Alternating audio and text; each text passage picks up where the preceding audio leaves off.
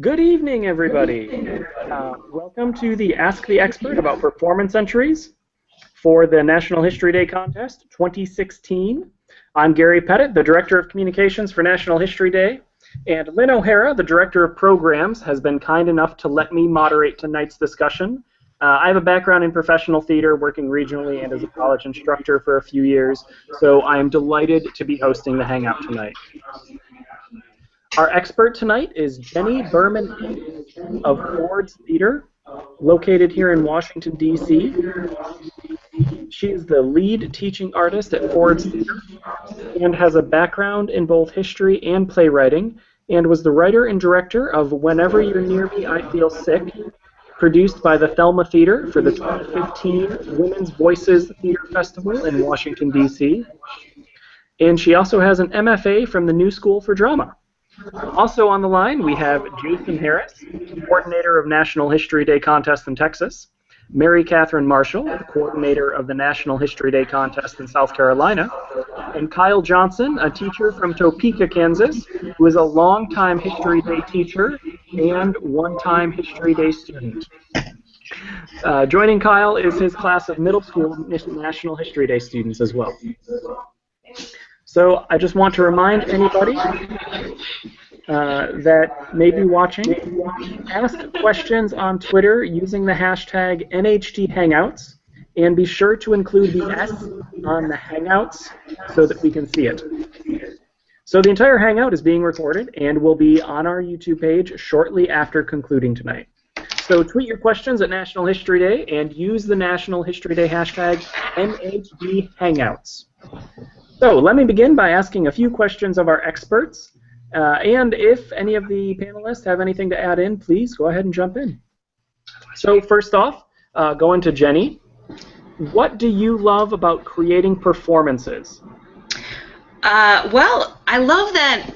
I mean, first and foremost, I love that something that I create by myself on my computer, anywhere, alone, somehow gets transformed into something that a lot of people get to share. Not just the actors, but lighting designers and costume designers and directors and stage managers, and then an audience. And then all these people get to share in this little idea that I had that now is a bigger idea that everybody has added to.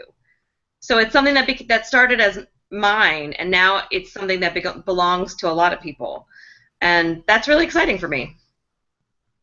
Great. And one of the things that we wanted to ask you is, how do you choose your topics for performance? I know that we just talked about the play that you had written, and Sure. In the past you and I have talked about another play that you're working on. So how do you choose these topics? Usually I start with something that's bothering me, either in my own life or in the world, a problem that I think somebody I know or that I see is experiencing, even myself. And it starts with that idea, and I guess it always starts with a conflict, something that's wrong, and I start to develop characters, and eventually the story and ideas go a little bit away from what I started with, or a lot away from what I started with, but it usually starts with a gut feeling, something that I really feel like I have to work out. Mm-hmm. And how do you kind of choose the perspective of that conflict? You know, how do you choose the perspective and the characters? Well, that's a really good question. I mean, characters are really, it's really the vital part of the theater. Your characters tell your story, and it's their story usually. How do I find my characters? I guess there's a little bit of me in every character. There's a little bit of somebody I know. I try to imagine how the people, especially if it's historical fiction, I try to imagine what are the problems going on at that time. What are the feelings? What is the context? Because context is really important for every situation and every problem. And I guess that's where I start with, context. And when you're developing these characters in this performance piece, what are some of the biggest challenges you face in developing this performance? Well, you want to make every character fully fleshed out, and that's really the challenge. You'll see a lot of movies or plays or read books where there are these throwaway characters, and they just are there to serve the plot. And it always feels like a lost opportunity to me. Every character is the chance to tell a whole rich experience. And if you can do that, if you can really flesh out who your characters are, it will serve your story, it will serve the structure of the plot, and it will make the other characters challenged even more. So every character in every situation has to be fully fleshed out. And when you create these new characters, you have to deal with primary and secondary source material and putting it into the performance. How do you do that when you use the primary source material? How do you kind of integrate it into that performance? Right, because you never want your audience to feel like, oh, there it is, hitting me on the head with exposition and the facts I'm supposed to have. You want it to be seamless. You want it to be organic. Really, primary sources can be used to create the context. They don't have to say, oh, remember in the Magna Carta when this and was established. You can talk about the laws and the experiences the characters are going through as a result of the Magna Carta or any other document. You want it to really be a part of their everyday life, that the air they breathe and the kind of words they say and the language they use, and are they able to talk about their feelings? Are they able to touch each other, be affectionate with their family members? These are all things that come out of historical context and out of, primary sources are a great opportunity, and you can mention them. It's great to mention them, but you never want the audience to feel like, oh, here it is, the important part I'm supposed to know. You want it to be seamless and elegant. Yeah, and so you've got this, these characters, and then you've got this source material that you're kind of weaving it in there. You're developing this this performance. But how do you make an argument in the performance piece? How do you kind of make that thesis statement come through? Sure. Well, the first thing you have to start with is your own perspective. What do you think about this situation? And it's really important, I would say vital, to have a strong perspective on history or on your story. What is the exact story you're trying to tell? And if you can be as clear as possible with that, what does your character want in this situation? What are the obstacles to him or her getting that? And are the obstacles in this case historical?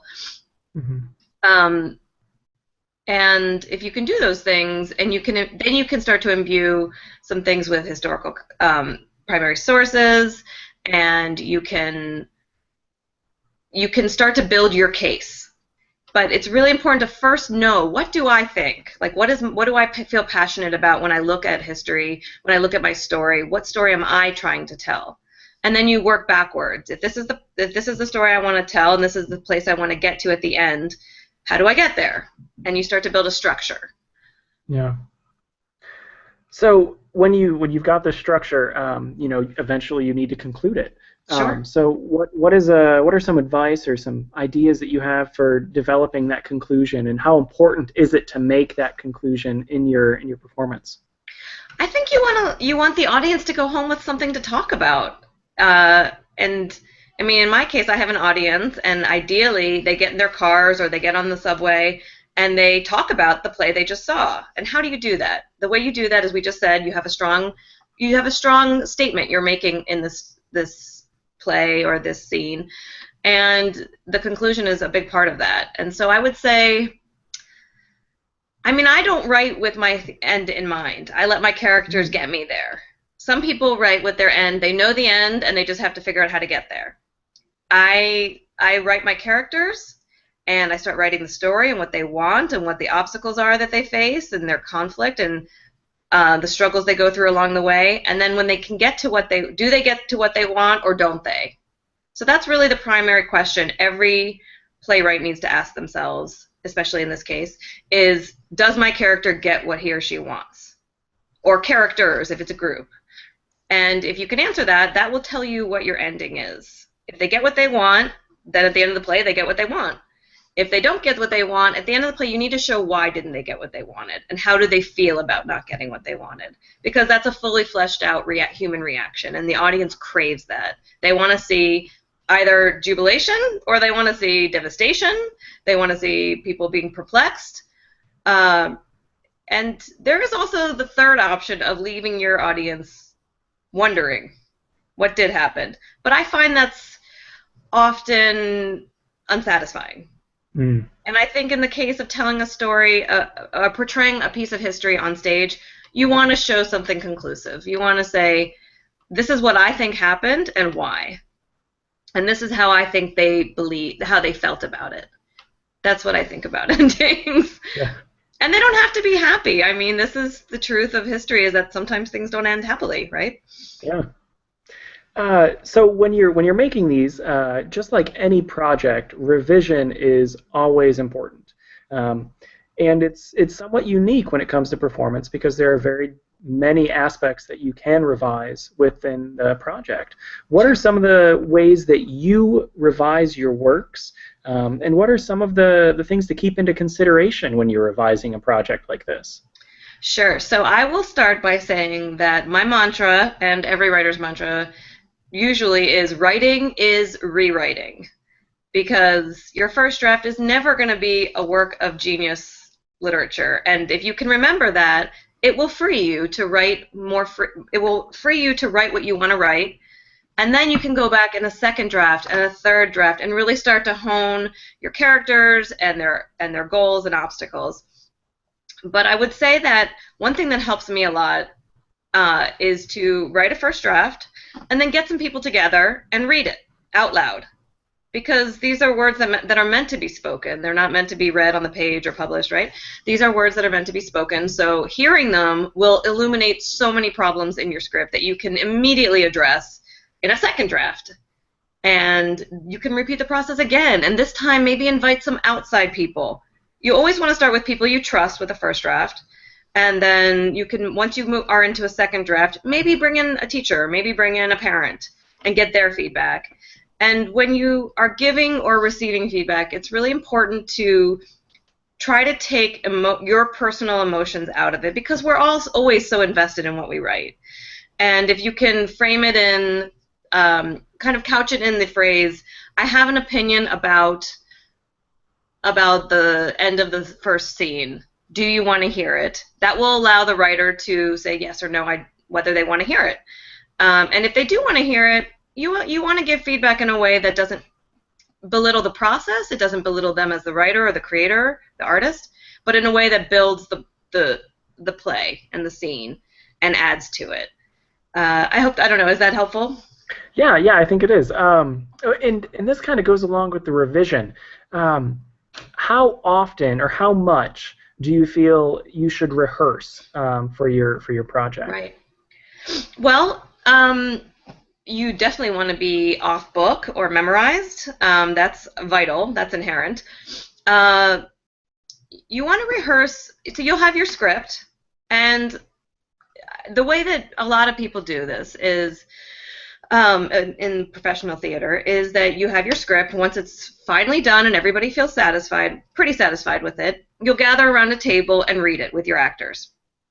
And maybe ask some questions of the writer. What did you mean here? I don't understand this entrance. You can ask each other some questions and get some feedback. The actors can ask these questions and ask, like, what kind of accent did you have in mind? Things like that. And then you want to get up on your feet and have the actors moving around and start to do your blocking, your movements. And by the second or third rehearsal, you really want to be off book, so that really you're working on the acting. You're working on your emotions and portraying your character. And maybe by the fourth or fifth rehearsal, you really want to start to be in a polished place, so that what you're doing is fine-tuning. Does that sound accurate or reasonable for your students? Yeah. Um, so the other thing that every performer has to deal with is at some point in their life is stage fright. And how are some good ways to deal with stage fright? Because a lot of the teams or the individuals competing in the contest will, this is their first time being on stage. Sure. Well, the first thing I want to say about stage fright is, if you have stage fright, the first thing it means is that you care. Is that what you've created is important to you. And so all right away, you should congratulate yourself for that, because you have created something of importance to yourself and hopefully your peers and the world, and that takes bravery and courage. It really does, to create something and be willing to put it out there. So right away acknowledge I did something important already. And then when it comes to actually stepping foot on the stage, which it can be terrifying, one thing I sometimes advise people is to find somebody in the audience you trust, who you know will always support you. And maybe you just decide, I'm going to give my performance to them. And maybe partway along the way, maybe that gets you out on the stage, and then as you're speaking, you loosen up a little bit. You realize it's not so terrible. You remember your character. You step into the feelings that you worked on in rehearsal to create and portray your character, and then it will allow you to be more present. That's one way. Another way is you can still remember the first thing is I created something great and I'm courageous.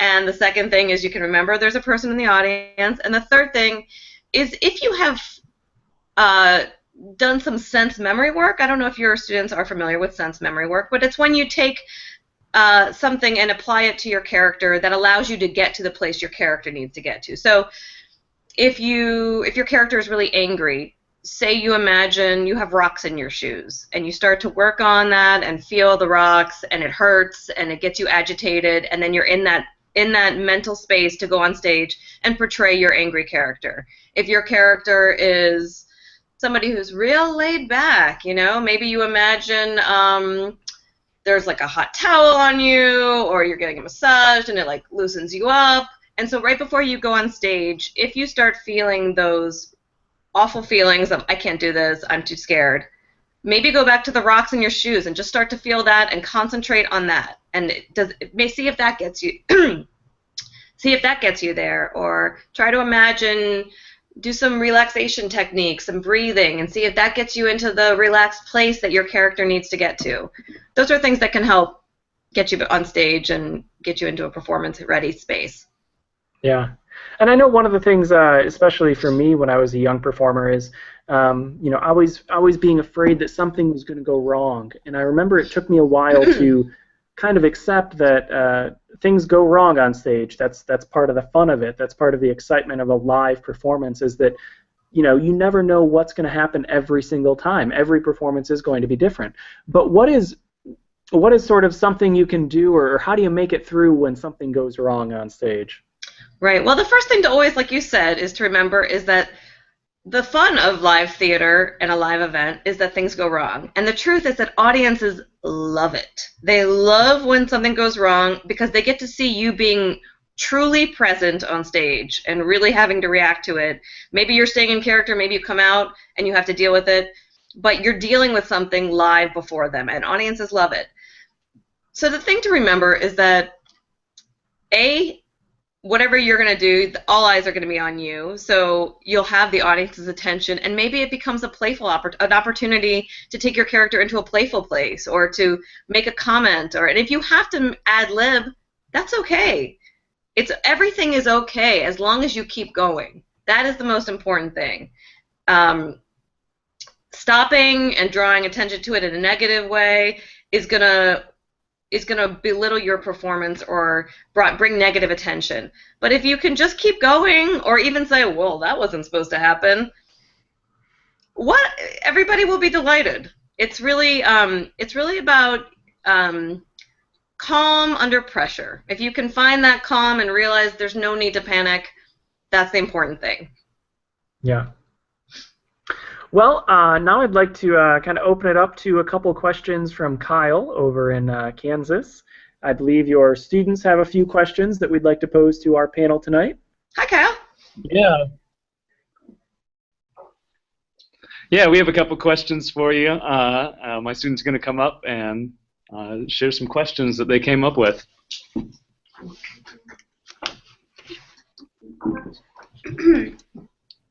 Okay, so how do you start off? Oh, I can't see you. Oh, there we go. How do you start off a performance that is going to be informational but fun at the same time? Yeah. So you have a lot of. What's your name? Tyler. Tyler. You are proposing a show that will have a lot of information. It's a data-heavy show. Yeah. Mhm. Okay. Yes. So still the most important thing is a character who wants something and has obstacles to getting what they want. Otherwise, it's a news report, right? But you Yes. still have to start with a character who wants something. Can you consider a character who might exist in the time frame that you're thinking of, who might have need of that information?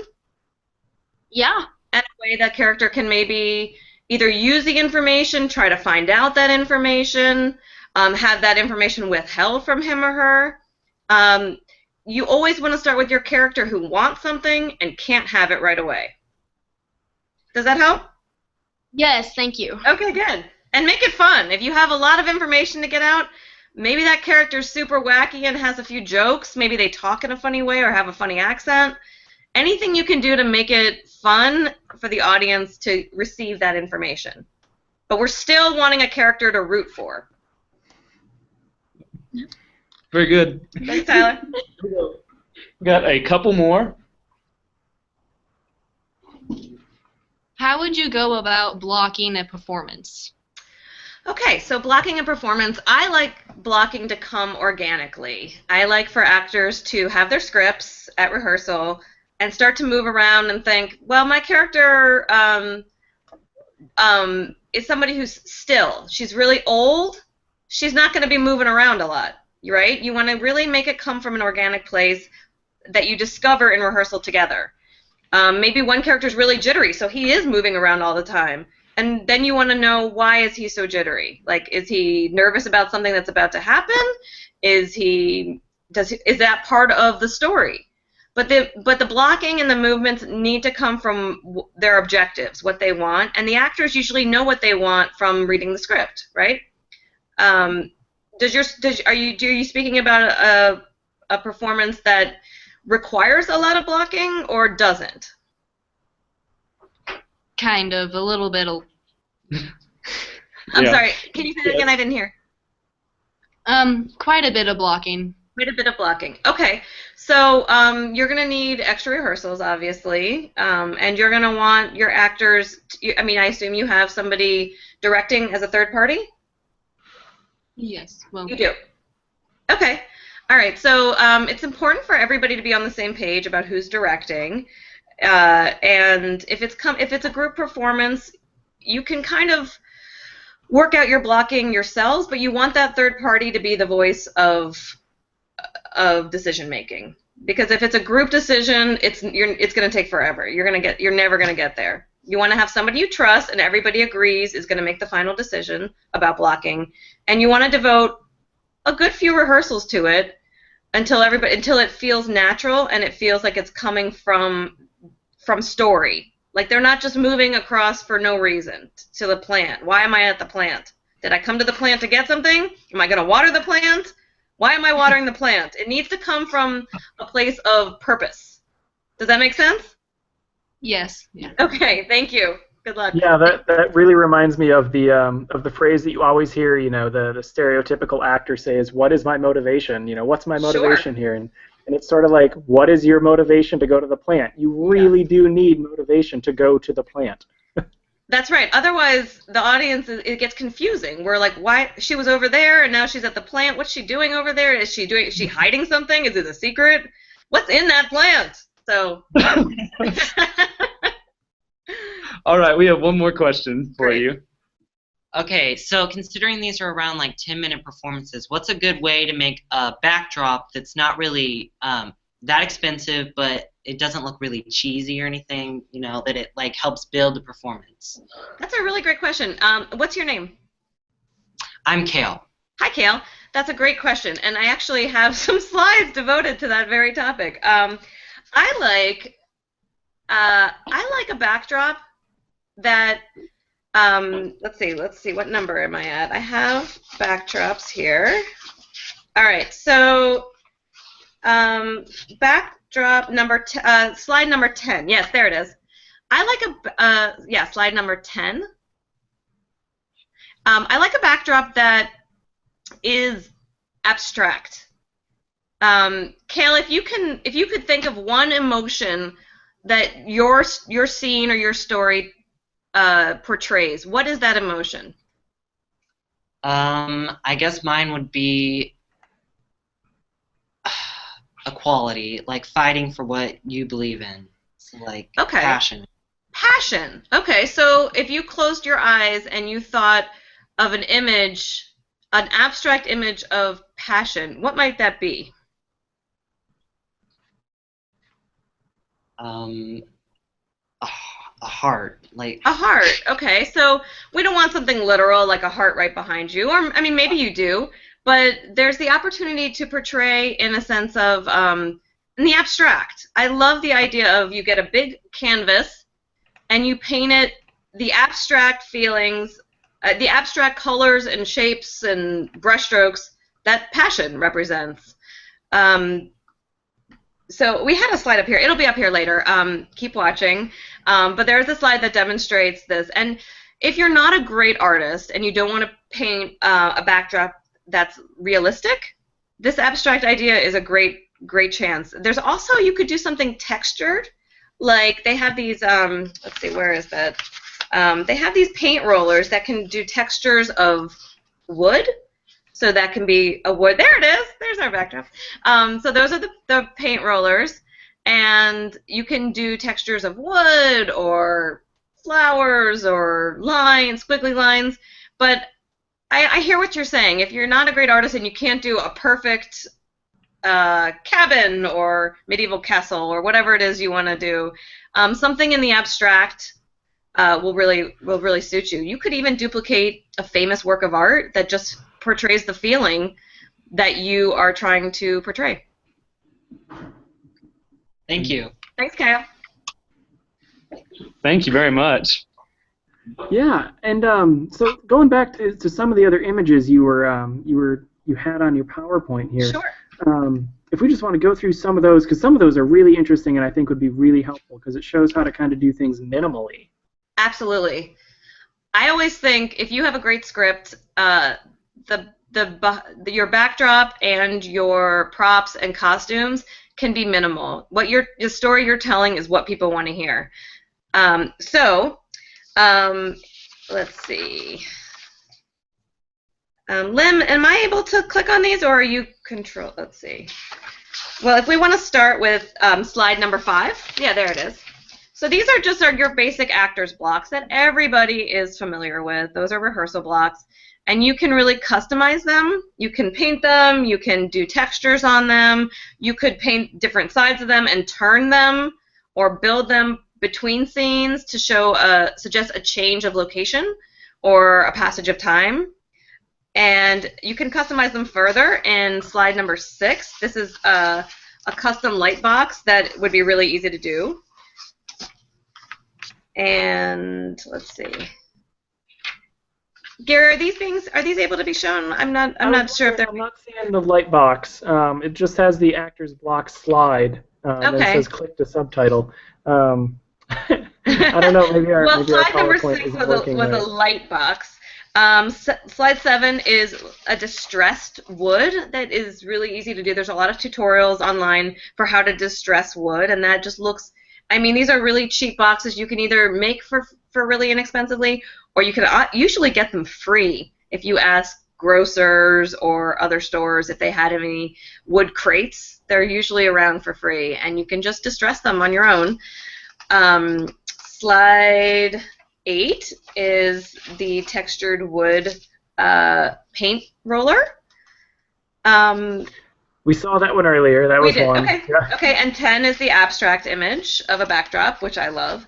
And 11 is a castle. Gary, do you want me to continue through these, or are people able to see? We'll see. We'll see if we can get them up later. Okay. We can do it later then. Okay, great. Yeah, we'll see. It doesn't seem to be working right now, so we apologize for the pictures not showing up. Oh, there's a castle. Oh, we see the castle there. There's the castle. Great. Okay, great. So these are a little bit more advanced painting techniques, but you can also print them at. This is a little trick. You can print them at Staples on what they call a builder's print. I think it's $5. You could take a photo on a zip drive, hello, over to Staples, and they'll print these large builder's prints for about $5, and that's a giant image. 12 is, I like a silhouette. This is a African look, but these are silhouettes, and this wouldn't be that hard to duplicate. And that's what I have for set. I would say backdrops can be really, really minimal or non-existent. If you're telling a story and you just have one really old table on stage, I think that still would suggest time and place. Or you have a table with a little old tablecloth. We'll know this is in the past, and your behavior and what you say will tell us exactly when. You don't have to be elaborate. It doesn't have to be expensive or ostentatious. It can be really minimal, and the rest is suggested through your dialogue. Great.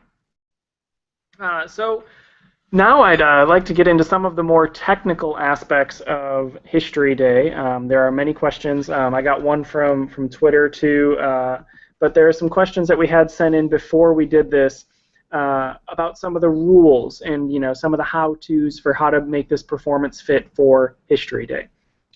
So we're going to start out with Mary Catherine. So Mary Catherine Marshall down in South Carolina.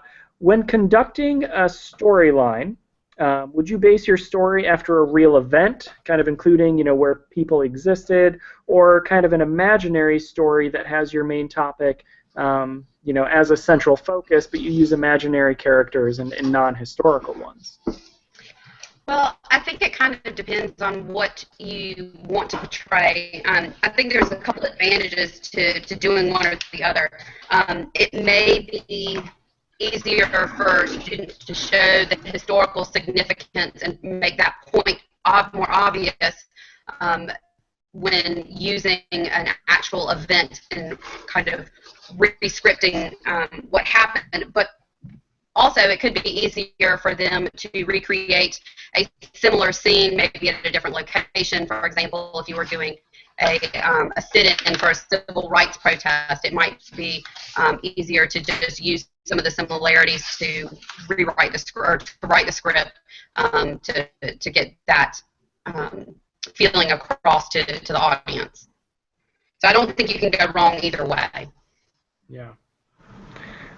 When you're making this performance, what is one of the things that makes a performance good? Are there things that you look for specifically? Are there things? Do you hand pictures to the judges? For visual aids? How does that work for that? Well, I don't know that there's just one single thing that makes a performance good, or really head and shoulders above the rest. But I do think that it's really important for, number one, for students to have fun. As Jenny mentioned, their emotions, and to see them on stage enjoying what they're doing, I think is so important. I'm always reminded of the NBC or the invention of the radio that two junior students did a couple years ago. They had so much fun with that project. So I think that that's really important. But also, your script needs to be believable.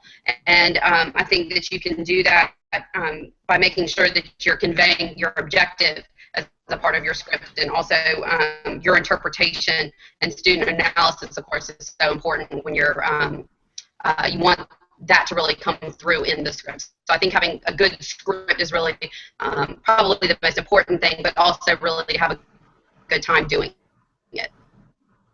As far as props go, as if you're handing things to judges, you can't do that. Sorry. If you had something, if you were handing material out to other members of the performance, you may want to look at the judges as kind of the dissenting. I'm not taking your pamphlets, but you can't actually hand them anything per se.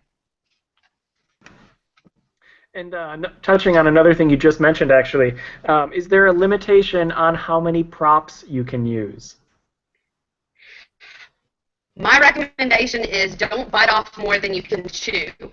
Students, of course, are responsible for setting up and taking down all of their own props, and you have 5 minutes to do that. So remember, your nerves are going to be a little on edge unless you've already gone to that happy place that Jenny mentioned. And also, you want to make sure that they're not going to be a distraction from your performance. They're there to assist, but they are not supposed to be a distraction for the audience. And again, just be sure that when you are setting up and taking down that you are doing it yourself, and you don't want judges to accidentally confuse parents or anyone else helping you with the setup and breakdown. There was another question that came through on Twitter. Let me see if I can find it real quick.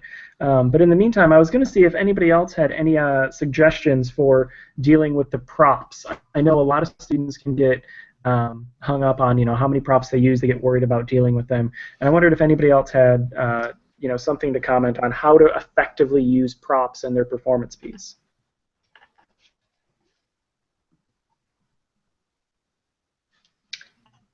Well, I would say one strategically placed prop or a useful prop that really not only is something you use but conveys character is what's essential. Having superfluous things that you have to keep track of or move about, but that don't really add to the story or say anything about your character aren't necessary. If your character's really fancy, maybe she carries a parasol. That's one thing, and she can put it up and hold it and twirl it, and it's something that shows her character, but it's not something that's difficult to keep track of. If it's about like a stack of papers to show that your character's frazzled, that's maybe 1 or 2 pieces of paper, but having like 50 is overkill. You want to keep it something that's manageable for you as the performer. Great. And so I want to move on to Jason, make sure we can get Jason in here too. So some of these questions will go for you. Can we do part of the performance in another language?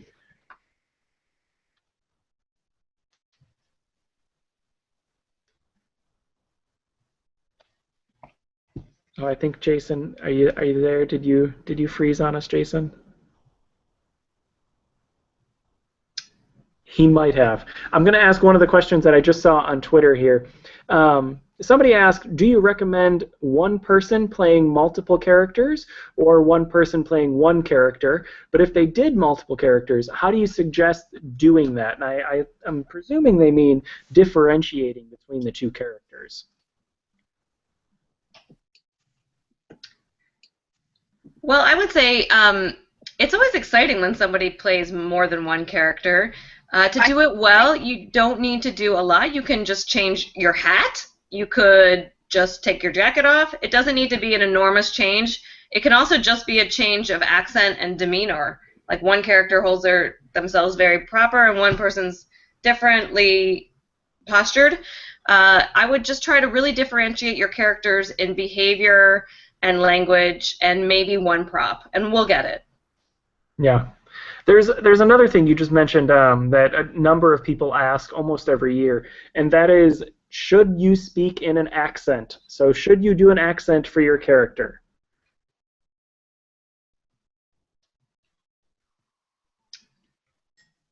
Anybody want to feel this? I'm going to try it one more time. Is it working now? Yes, we can hear you, Jason. Great. Yay. So should you use an accent? That's an interesting question. Ultimately, you need to ask yourself, if I use this accent, can the judges understand me? Because when people in the audience are listening to you, if you can do an accent and you can do it well, and it doesn't cloud their ability to hear your words and to hear your story, then I think you should use it if you can.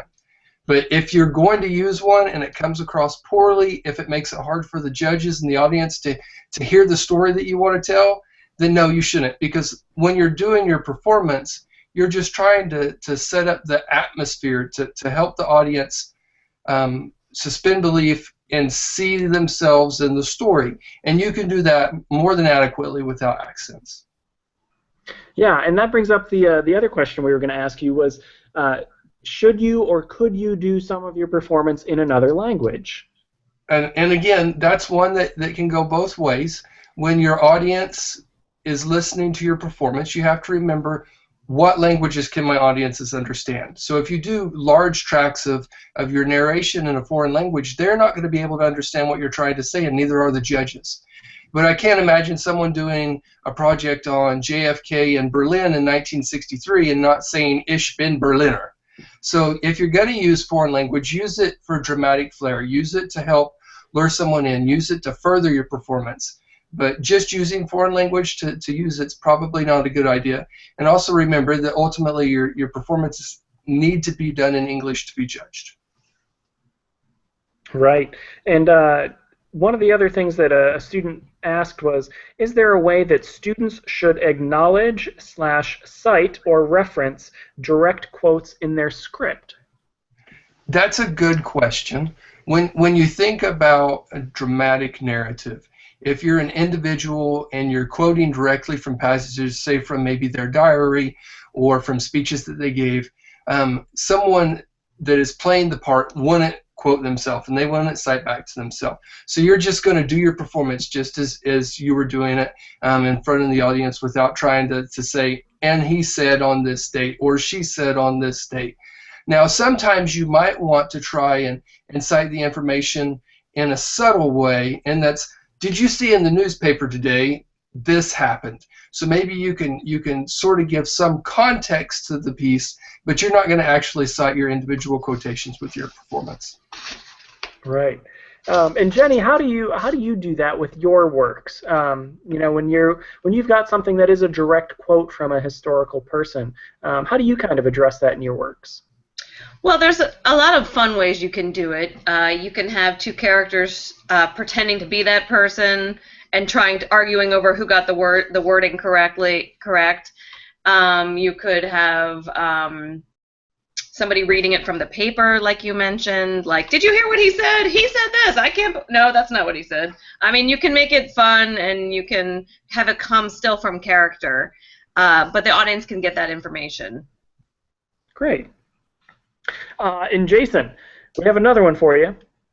This person said, our topic is about some of the first people who got involved in the African American Civil Rights Movement. How much background information should we include about that movement before the time that this performance takes place? Okay, so when you're looking at background information, what you need to ask yourself is how much information does the audience and the judges need to know to be able to understand what my performance is about. If they don't have enough context for your story, then they're not going to be able to put it in place, and they're not going to be able to make sense of what you're trying to show them. You may have a really, really good performance, but if you miss the historical context, it's not going to be as relevant. That said, you don't need to spend minute after minute setting up historical context either. So just enough that they'll be able to understand what you want to get across. Great. And then another one asked, am I allowed to use sound effects in my performance? You are allowed to use sound effects in your performance, but remember, any sound effects or audio-visual aids, they need to be done by the students in the performance. You can't have members of the audience doing sound effects. You can't have someone that's not part of your group behind the stage doing sound effects for you. So if you incorporate it, you have to run it. And that brings up something that that comes up on occasion, is that everybody in your group has to be on the stage, you know, has to have a part in this performance, right? That's correct. All of your group performance members must be part of the performance. Right. So then, Jenny, how do you balance keeping the audience captivated while still giving them information? You know, what are some good ways to keep them engaged while still, you know, giving them historical information? Well, with script writing, the thing that you always want to ask yourself is, at this point, what is the audience waiting to find out? What are we waiting for? What are we waiting to see happen between the characters? So if we're waiting to see if they're going to get news about an election, we know exactly when the news comes what the outcome could be, what will happen. If they win, this will happen. If they lose, this will happen. And that's while you're waiting, there's a chance there to give some historical information. But it's always suspense is built in the script. And it always comes from the character waiting to see. I know I'm keep going back to character and what do they want, but that's the essence of good storytelling. Is there's a character who wants something and they can't get it, and what they go through to try to get it. So we're always waiting at certain junctures to see if they're going to overcome that obstacle, and in that obstacle is the chance to give the audience more information. Yeah, and so another one is, how do you make your performances as professional looking as possible? That's a good one. I sometimes struggle with that myself. The truth is, professionalism comes from doing quality, spending the time on your rewrites, spending the amount of time necessary to get in rehearsals, having everybody be memorized, and having everybody feel like their purpose is important. When you go to see a play and the actors have a sense that what the story they're telling is worth telling, that comes through, and that to me is professionalism. Yeah, and one of the things you keep talking about is character. What are some tips for staying in character, for kind of not losing character? You know, if you have a really funny line or somebody says something really funny or something goes wrong, what are some good tips for staying in character? Well, if you can come back to one thing about your character that's so important, like I mentioned, if your character's angry, the rocks, or they're relaxed, but really if you can come back to posture. How does your character stand? How does your character move? If you get caught up in a joke and you actually break character and start laughing, but then suddenly you remember, oh, my character is really uptight, and they stand like ramrod straight, that will bring you back to yourself. That will bring you back to who you're supposed to be, and should hopefully refocus you. Right.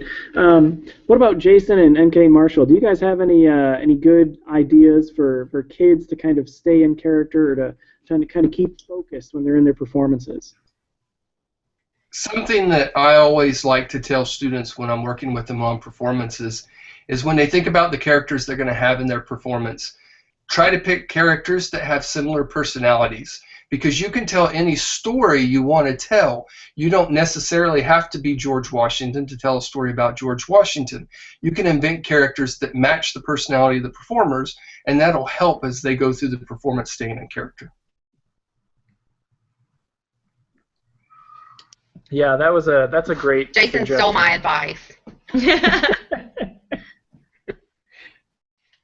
Well, I'll give you the other question then that I was thinking of.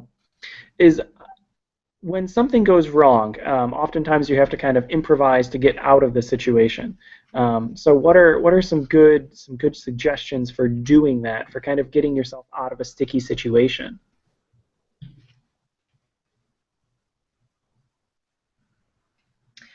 Well, if it's a question of somebody forgetting where they are in the script, if they forget their lines, and the important thing is if you as actors, as a troupe, have learned to trust each other in your rehearsals, then you can bring each other back. If you say, you can have somebody say, oh, but June, you remember it was supposed to rain. If you trust each other and you know you're all going towards the same goal, then you can all take your cues and help each other get back into the script and find their place where they were. Yeah, and one of the things you just mentioned was going towards the same goal. It's important for a performance piece to have sort of a conflict and moving towards a resolution, whether or not it gets there or not, to be moving towards that. Could you talk a little bit about how to create, the conflict that kind of drives a scene in a historical performance? Well, conflict is when, like I mentioned, a character wants something and can't have it. And there's a protagonist who is our main character and an antagonist, which can either be a person, a group, an institution, but an antagonist is what prevents the protagonist from getting what they want. And when that happens, then we have conflict. And so the conflict comes out of want. And that's the thing, that's what drives a scene. When scenes fall flat, it's because nobody wants anything and they're just having a conversation. And you have to constantly remind yourself, what does my character want in this scene? And why can't I have it? And if you keep that in mind, there will be conflict present in your scene and it will be compelling. Right. Jason, Kyle, or MK Marshall, anybody have anything they want to add on to that? Because that is, I think, is an important thing that can often get kind of overlooked when you're creating these. I tell my students that if there is kind of one of the stronger people in the performance, if they can kind of have that as their responsibility, it's the strong performers know the script inside and out, and I kind of urge them to be prepared to bring things back on schedule, so to speak, or get back on script. Right. And something else to remember is if you drop a line, nobody except for you knows that you dropped a line. The audience doesn't know you drop a line. The judges don't know you drop a line. So if you practice recovery as you go through and you rehearse, it'll be something that's easier to do. It happens in the actual performance in front of judges and audience. Yeah, that is something that I don't think you can say enough, is that rehearsing is truly the heart of any kind of performance. Is, rehearse as much as you can, because you want to be as comfortable with your script, with your performance, as you possibly can. So I'm just going to check and see if we have any more questions here on Twitter. In the meantime, was there anything that we didn't get to that any of the coordinators, or Kyle out there in Kansas, or Jenny, if you want to throw anything in there that's just some good advice to students for performances? Well, I would say that both in your script writing and in your character work, in your acting, the more specific you can be, the better. A general script that could have happened when you say it did, or could have possibly happened 100 years later, when it's vague like that, it doesn't really resonate with anybody of any time. The more specific you can be, the more details you can provide, have your characters say or do, the better. And for actors, the more specific you can make your performance, that will make it even stronger. I know in the NHD materials there were some worksheets that had background questions. How much education does my character have? Where are they from? What's their socioeconomic background? Are they rich? Are they poor? What is their profession? What are their talents? What do they want? The better you know your character, it will show, and it will make your performance really strong, and will add to the script without it even being in the script. Yeah. Actually, that leads into one of the questions I just saw here on Twitter, was should you focus about a specific point in a person's life or the whole life overall? Kind of which one's better to do?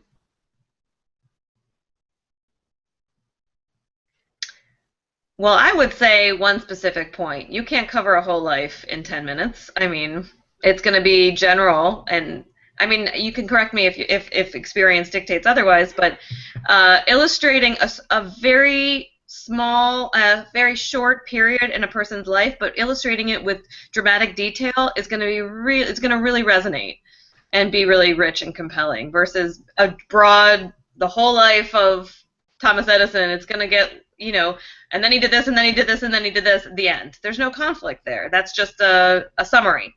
But in a small scene, you can show some conflict, some issues. Yeah, Jason, do you want to add anything on that? I know you have quite a bit of experience in NHD performances. Well, I always tell people when they think about their topic, you need to make sure it's narrow enough that you can cover it in the amount of time that you have. And sometimes that's a difficult thing. If you opt to go and look at, say, an individual's entire life, make sure you pick a very specific theme that runs through their life, or a very specific number of events that you want to cover to show change over time. Make sure that you're doing it for a reason. Don't just do it so that you have a biography. So that would be the advice that I would give. Great. Well, that was the last Twitter question I saw. Was there anything else anybody wanted to mention before we close? I had a question from one of my students about different, things they could do with a group to help them get in character or build chemistry with their partners. That is a great question. So anybody want to talk about how to build teamwork, basically, within an acting troupe? That's a great question, and really important for everybody learning to get comfortable with each other and feel like trust each other. There's a number of drama games that you can do and trust exercises, besides, the ubiquitous trust fall that nobody wants to do. But there are a number of drama games that I would suggest. I don't know if you want me to list them now, or we can put them up on the NHD website. I was actually looking behind me because I have a book of them somewhere that's a really good book. I was going to recommend it, but I can't find it. Yeah, I think we could probably put some of them up on the website. It's kind of supplemental materials on the page that we usually do.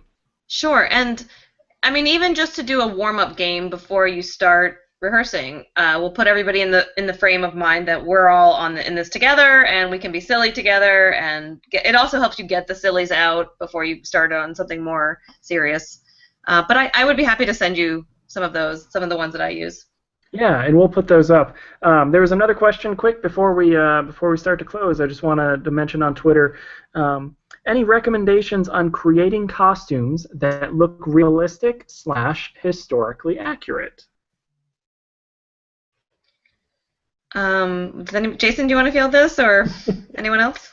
When you think about your costume, you don't have to run out and spend a lot of money on costumes. All you're trying to do is help the audience see you as the individual in your performance. And so a lot of times how you say your dialogue, how you act while you're on the stage is as important as the costume is. They can be very, very simple. You can go to thrift stores, you can go to flea markets, you can go to grandma and grandpa's closet, you can raid your parents' closets. Maybe you even go to the drama department at your school if they'll let you borrow pieces. So just try and give the general representation of the time period. That's all you have to do. Great. All right. Anybody else? Any last statements? Last closing thoughts? A last statement, maybe. Yes. If you need help, make sure you check your library and you check with your teacher. See if they have a copy of History Day's Making History series. There's a book on performances. I'm a little fond of it myself, so it's a great resource if you can find it. If not, you can order it from nhd.org.